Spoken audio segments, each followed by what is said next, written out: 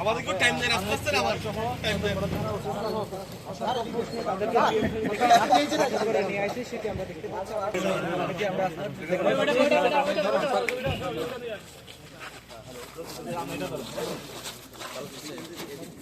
আর কিন্তু ওই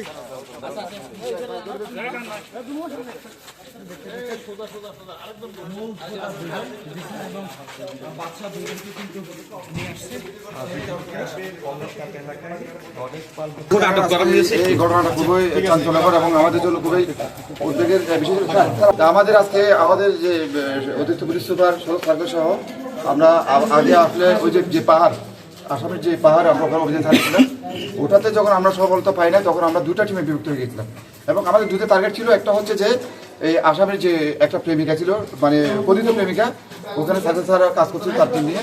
আর আরেকদিকে আমার টার্গেট ছিল যে তার একটা বোন আছে পিএমকারিতে, তার বোনকে আমরা হিট দিব। আর এই বোনের বাড়িটা কিন্তু কেউ চিন্তা ছিল না।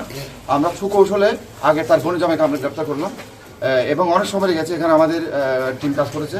পরে আবার তার বোন জামাইকে অ্যারেস্ট করার পরে আমরা বোনের জামাই দেখানোর মতো আমরা ওখানে অভিযান পরিচালনা করলাম এবং এখানে আমাদের অর্জুন কর্তৃপক্ষের নির্দেশে এবং আমাদের যে সার্ভে স্যারের নির্দেশও ছিল, আমরা ওনাদের যে নির্দেশনায় পরামর্শে এবং আমরা এই সফল অভিযানটা শেষ করতে পেরেছি।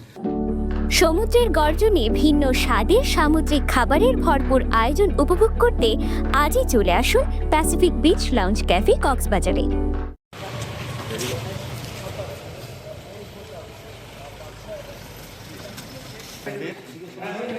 আমরা সবসময় শুধু তথ্য প্রযুক্তি না, আমরা আমাদের তথ্য প্রযুক্তি বা লোকাল সোর্স যারা থাকে তাদের মাধ্যমে আমরা সব জায়গা থেকেই আমরা তথ্য নেই। তথ্য নিয়ে আমরা সব কিছু মিলেই আসলে কাজ করি।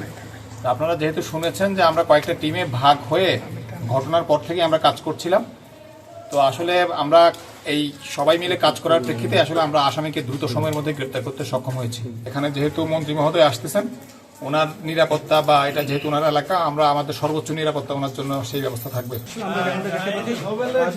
জেলা পুলিশের মুখপাত্র তিনি গিয়েছিলেন ঘটনাস্থলে, সেই আমরা দেখেছি। এরপর পরে মূল দুই আসামি